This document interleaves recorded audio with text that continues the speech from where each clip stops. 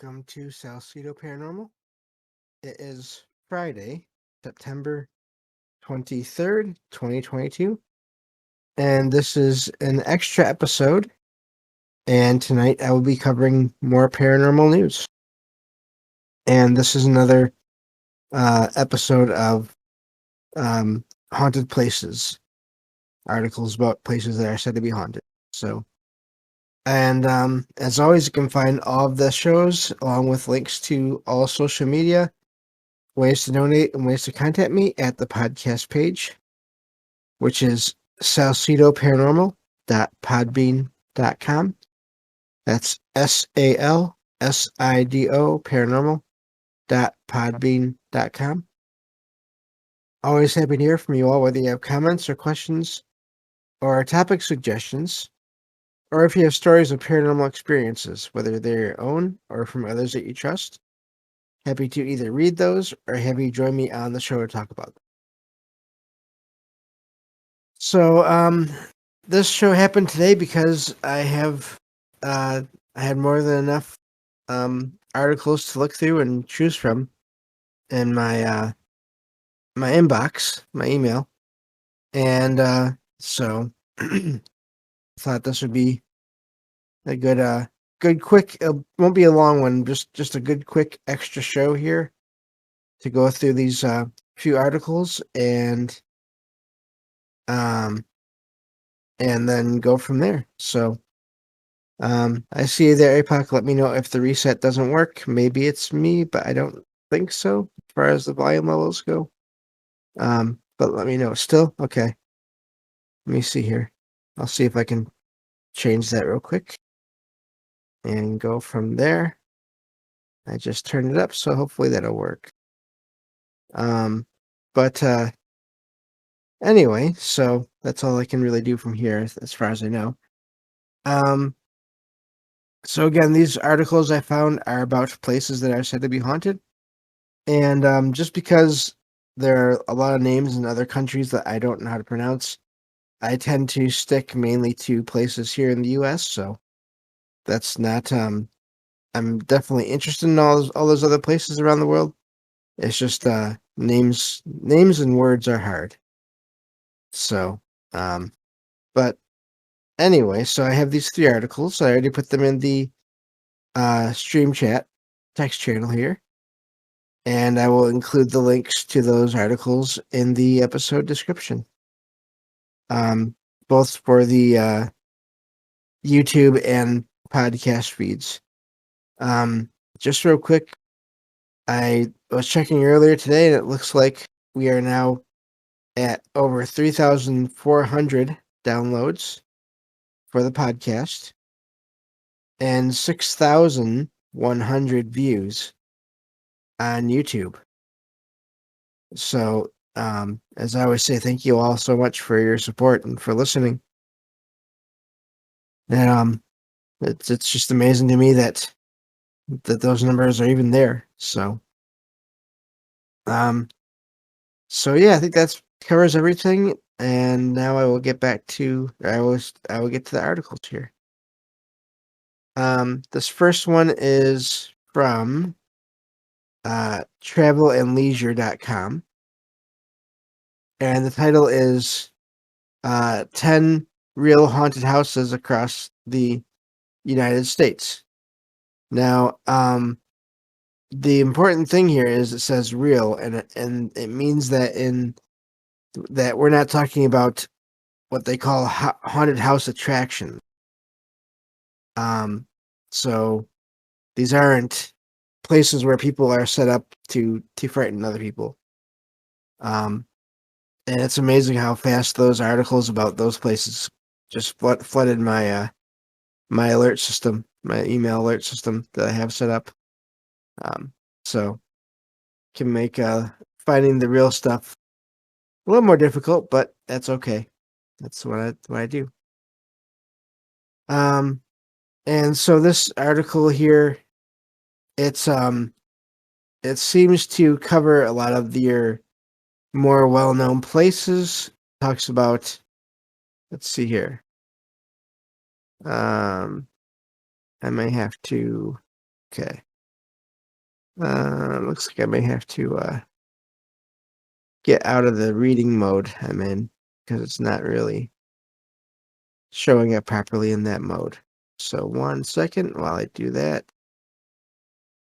That immersive reading mode is really nice in most cases, but it doesn't work for all the websites.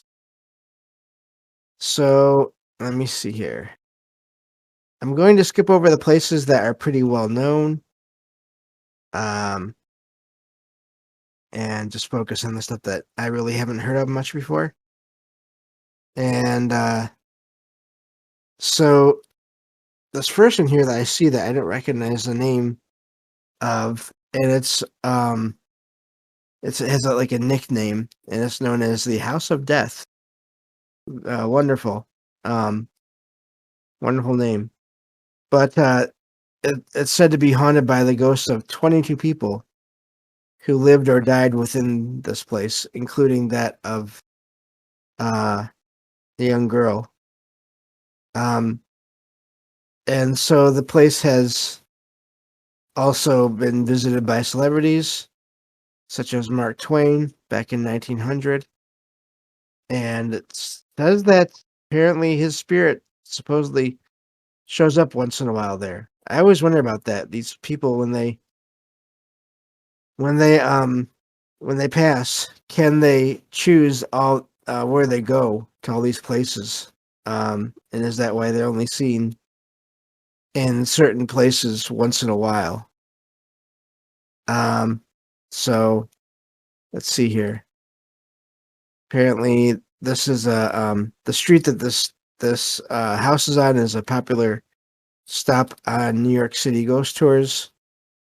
Um, and so yeah, it just seems like apparently there's lots of apparitions there. So let's see what else it has here in this article that I haven't seen before. Definitely recommend checking out this article for all the places that people will maybe know right from the names of the locations. And I'll go over some of those here in a minute. But of course, one notable one is the White House in Washington D.C. And there's been plenty written about that. Um, but looking through here, and so another one that I've heard of, but I don't think a lot of people have heard of, maybe is it's called Franklin Castle in Cleveland, Ohio. And this it's a Victorian house that is said to be the most haunted house in Ohio. It was built in the 1800s, and let's see here. So apparently, there's not long after the place was constructed, there was a series of mysterious deaths among the family, and suspicion fell on the original owner and person that had the place built. Um, but let's see, and so apparently some of the apparitions that are seen there um, may be those people. I'm guessing here, based on what the article is saying. Of course, this is a private residence. It says in this article, so you can't, definitely don't recommend going there. But apparently, there are still some ghost tours that go by the location that talk about it. So, looking at more of this here, I think let's see here. There's one more. There's this. Let's see here. Lost my spot. Biltmore Ash. So it's the Biltmore Hotel in Asherville, North Carolina. Haven't heard of this one, I don't think. Um, and this was built by one of the Vanderbilts in and it was a home originally in the 1800s, and and then of course later on became known as haunted location. It mentions that even though nothing supposedly nothing nefarious has happened there, or um, no tragedies really have happened there, as far as this article says. It mentions that the home's former owners seem to be still in the home even after they have passed. Obviously, this is 19 mentions that the original owner, that this Vanderbilt, passed away in 1914. So, um, see here. So yeah, really, it's a neat list here of places. Some of them are more well known than others. The it mentions the Lizzie Borden house, the Whaley house, the Villisca axe murder house, different places like that. The Winchester Mystery House. So it goes into more detail about some of those places as well. So, um, yeah, definitely recommend checking out that article for more details. So let me check on the chat here, and I will go from there. And let me just check in one more thing here real quick, and then we'll go on to the next article. And so this next one is about just one location, and it's a lighthouse. I may have to do a whole show at some point on lighthouses. I think that could be a fun one to do. I feel like maybe I've done that before. No, I can't remember. I'll have to look and see. But anyway, um, so this place is located in Maine. This is from uh, B9. I guess it's B98.5.FM. And the title is this lighthouse one of the most haunted places in Maine? Excuse me. And the article mentions that there are a lot of lighthouses, and of course, a lot of ghost stories from the state in general. Um, supposedly, let's see here. This one lighthouse they're talking about is known as the Owl's Head Lighthouse, and it was built in 1824. So that means it's coming up on its 200-year anniversary. That's really amazing. Um, there apparently are two spirits there, according to this article here. Mentions that the first is believed to be one of the spirits of one of the lighthouse's original keepers, or prior keepers. And the last name of Thompson. And wait 1 second. No, I'm sorry. That's a historian that's talking about this. So there have been reports there of footprints leading up the ramp and stairs leading to the lighthouse. It says these were clearly made by a man's work boot. I'm wondering if they mean footprints of sand or dirt or water.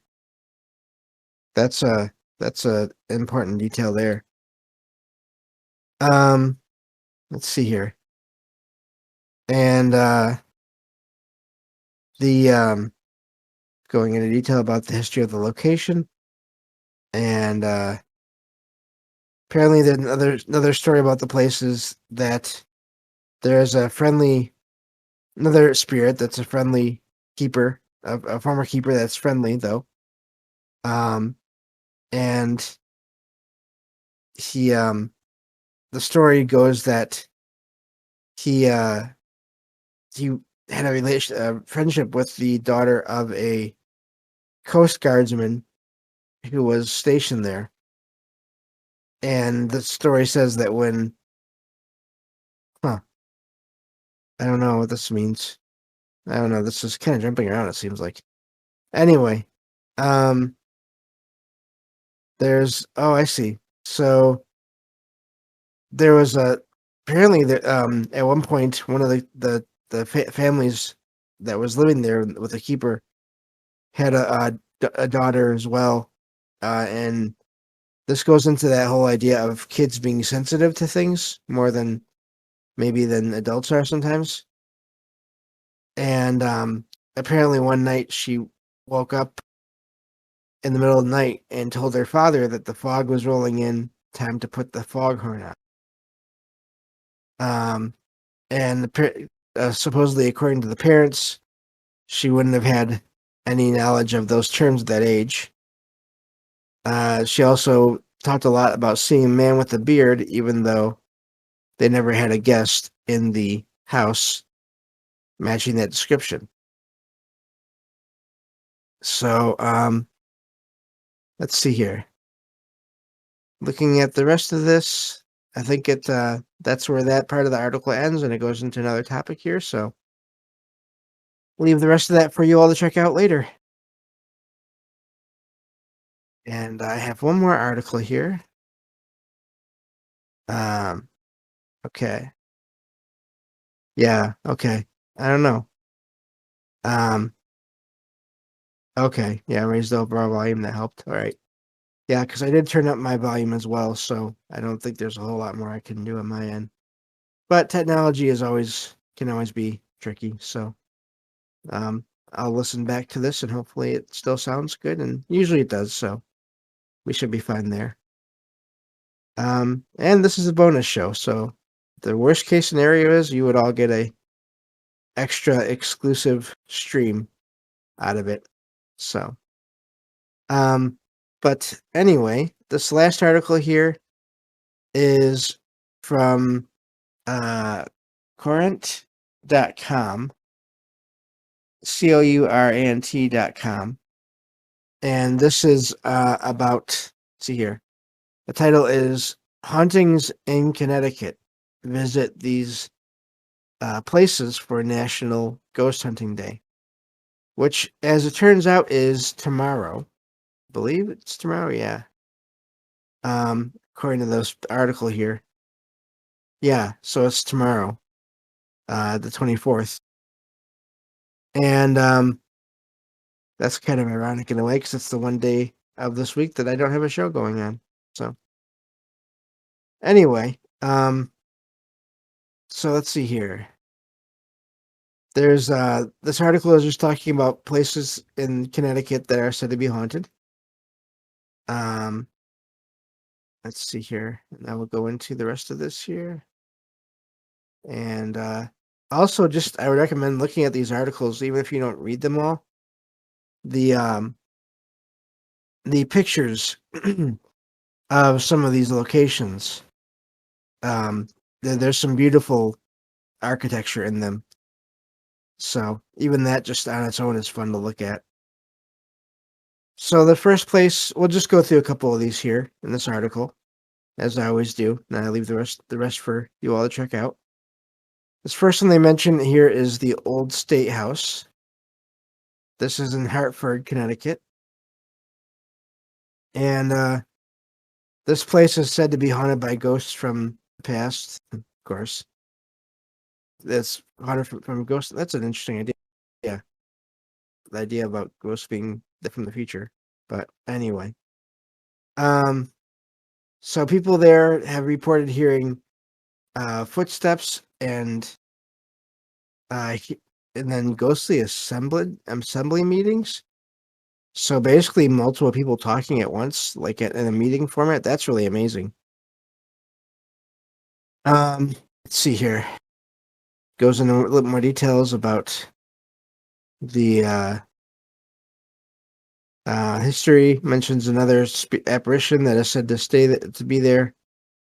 Who was a former, was a painter and a museum keeper. So, let's see here. So yeah, that's it for that place. It has a picture as well, I believe. The next one is the Mark Twain House, it says, and this is also in Hartford. And of course, it mentions that his real name was Samuel Clemens. And he and his family had a home built, and they lived in there in the late 1800s. And since the place has been restored, there have been reports of strange things happening there. Um, and including, let's see here. Um, looking for more details. Now it does say that that tours are not recommended for children under the age of 10. So I'm wondering if there's some more direct experiences that people have had. It doesn't really go into any detail about the actual. Oh wait, let me look here. Yeah, it doesn't go in detail. It just talks about reports of activity there. I always wonder about that. If that means that there's very few, but they're still trying to just add hype to it and get people to go there, or if it's just so much that they don't even know where to start. Even though to me, I still feel like there'd be a way to do that, but I could be wrong. Um, so let's see here. This goes into other locations in Connecticut, but I think I will let you all check that out and read the rest of it for yourselves. So that takes care of all the articles I had for today, and the next episode will be on Sunday, and that will be more true paranormal stories from the web. So I think that'll do it. Thank you all for listening as always, and I will talk to you all on the next episode of Salcedo Paranormal on Sunday night. Take care, everyone.